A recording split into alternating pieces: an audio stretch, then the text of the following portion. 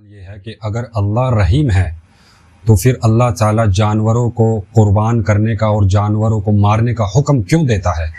इसमें हिकमत क्या है, लॉजिक क्या है? बहुत से हमारे भाई ऐसे हैं, इश्काल करते हैं ये, तो कम इल्मी की वजह से, कम नॉलेज होने की वजह से हम जवाब नहीं दे पाते हैं।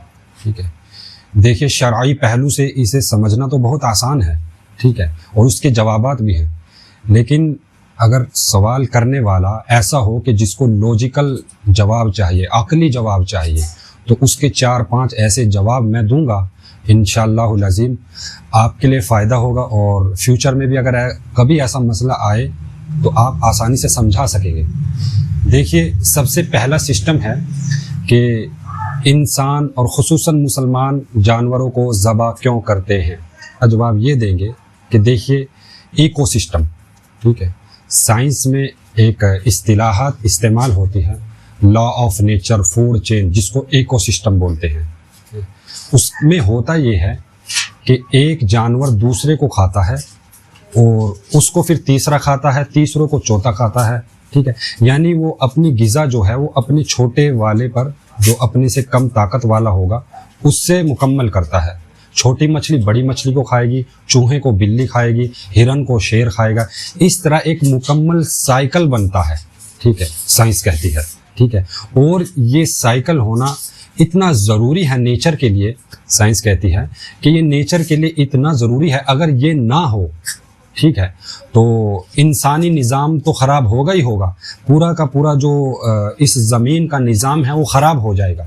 मिसाल के तौर पर अगर शाकाहारी जानवर को मांसाहारी जानवर नहीं खाएगा, ठीक है, तो होगा क्या कि भाई ज़मीन पर जो है पौधे और जो हरी सब्जियों वाली चीज़ें, यानी सब कुछ जो है ख़त्म हो जाएगा, यानी ऑक्सीजन ख़त्म हो जाएगी। तो ये अल्लाह ने एक निज़ाम बनाया है कि कम ताकत वाले को ज़्यादा ताकत वाला खाएगा, यानी वो उसकी ग़िज़ा बना दी अल्लाह ने, ठीक है।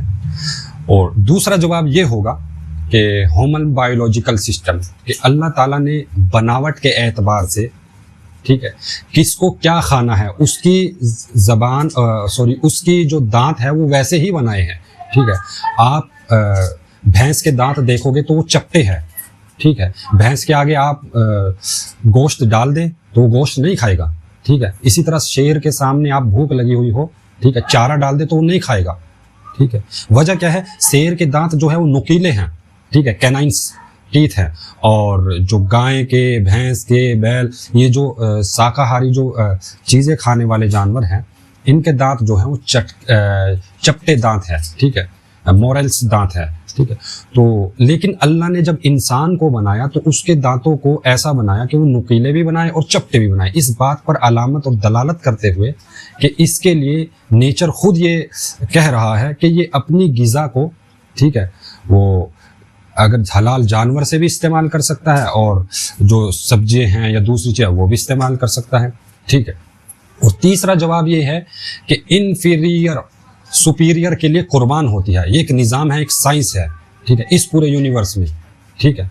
मिसाल के तौर पर जो सब्जी होती है, ये पेड़ पौधे होते हैं, आज साइंस ने इस बात को खुलासे के तौर पर बता दिया है कि भाई पेड़ पौधे भी सांस लेते हैं, ग़िज़ा खाते हैं, ठीक है, और सब्जी भी सांस लेती हैं, तो हम उनको खाते हैं, तो इसका मतलब तो ये हुआ कि हमने एक ज़िंदगी ख़त्म कर दी। तो लेकिन होता ये है कि चूँकि अल्लाह ताला ने इंसान को अशरफुल मखलूक बनाया है, ठीक है, तो उसके लिए जो भी चीज़ ज़रूरी है, ठीक है, वो उसके ताबे रखी है, चाहे वो जिस्मानी तौर पर, चाहे वो रूहानी तौर पर, ठीक है। तो जब हम इस चीज़ को पूरी दुनिया के इंसान एडॉप्ट करते हैं कि सब्जी भी खाते हैं, हालांकि वो भी सांस लेती है, ठीक है, तो एक ज़िंदगी को ख़त्म कर रहे हैं, ठीक है। तो इसी तरह सुपीरियर के लिए हर जो इन्फीरियर चीज़ जो है वो कुर्बान होती है, ठीक है। और चौथा इसका जवाब ये है कि ये अल्लाह ताला का एहसान है उस कायनात के रब का, कि अगर वो पूरी दुनिया के लोगों को इस बात पर मजबूर कर देता कि आपने सिर्फ जानवर या हलाल चीज़ें नहीं खानी है, ठीक है, मांस नहीं खाना है, गोश्त नहीं खाना है, ज़बह नहीं करना है, ठीक है, और आपको सब्जियों पर, इन चीज़ों पर ही ज़िंदगी बशर करनी होती, तो ये पूरी दुनिया के लिए हलाकत का ज़रिया बन सकती थी और पूरा सिस्टम जो है वो तबाह हो सकता था। कैसे? वो देखिए, दुनिया के कितने ही देश ऐसे हैं कि जिनका गुजर बसर जो है वो गोश्त पर होता है, वजह यह है कि वहाँ पर कोई सब्जी होती ही नहीं है, ठीक है।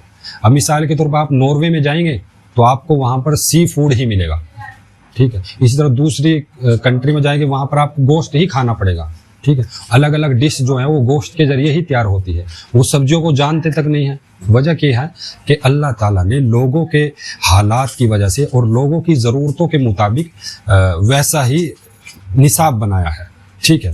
तो ये अल्लाह की हिकमत अमली है, ठीक है। और रहा ये मसला के जो कहते हैं कि अल्लाह ताला रहीम है तो जानवरों को क्यों कुर्बान, इसमें तो कोई रहम नज़र नहीं आता अल्लाह ताला का। तो देखिए, अल्लाह ताला का रहम होना, रहीम होना और रहमान होना, ठीक है, इसका मतलब ये नहीं है कि अल्लाह ताला इस दुनिया के निज़ाम को, इस दुनिया के सिस्टम को उलट पुलट कर दे, ख़राब कर दे। नहीं, इसको अल्लाह ताला सिस्टमेटिक वे से चलाना चाहते हैं, सही तरह ये चले, ठीक है। और सबसे अशरफुल मखलूक इंसान है, उसकी ग़िज़ा का भी ख्याल रखा गया है। अगर कोई ये समझता है कि कुर्बानी करने से तकलीफ़ ज़्यादा होती है, यानी उस तकलीफ़ के बेस पर ये इश्काल करता है, तो उसको जवाब ये देंगे आप कि देखिए, साइंटिफिकली ये बात प्रूव है कि जो तरीका इस्लाम ने ज़बह करने का बतलाया है, यानी कम से कम 3 रगे गर्दन की कटनी चाहिए, उस तरीके से सिर्फ 2 सेकंड, साइंस कहती है 2 सेकंड जानवर को तकलीफ होती है, उसके बाद उसको तकलीफ ही नहीं होती है। वजह उसकी ये होती है कि वो जैसे ही 3 रगे कटेंगी तो दिमाग का जो कनेक्शन जो है वो कट जाएगा, ना ऑक्सीजन पहुंचेगी ना खून पहुंचेगा, ठीक है। वो अपने दर्द को बिल्कुल भूल जाएगा। और उस रहा ये सवाल कि वो हाथ पैर इतने मारता है, इधर उधर करता है, तो वो उसकी वजह ये होती है कि स्पाइनल कोड जो हमारी रीढ़ की हड्डी होती है और हमारे मसल्स की रिलेशन होती है, उसमें रिफ्लेक्शन की वजह से वो ऊपर नीचे इस तरह हरकत करता है, वो दर्द की वजह से हरकत नहीं करता है वो, ठीक है। बाकी रहा वो झटके वाला मामला, उसमें दर्द भी ज़्यादा होता है और वो गोश्त नुकसान भी ज़्यादा होता है। वजह उसकी ये होती है कि उसमें गोश्त में खून भी शामिल हो जाता है, खून के जो छोटे छोटे अज्जा और टिश्यूज़ होते हैं वो उसमें शामिल हो जाते हैं, ठीक है। अल्लाह ताला अमल की तौफीक नसीब फरमाए।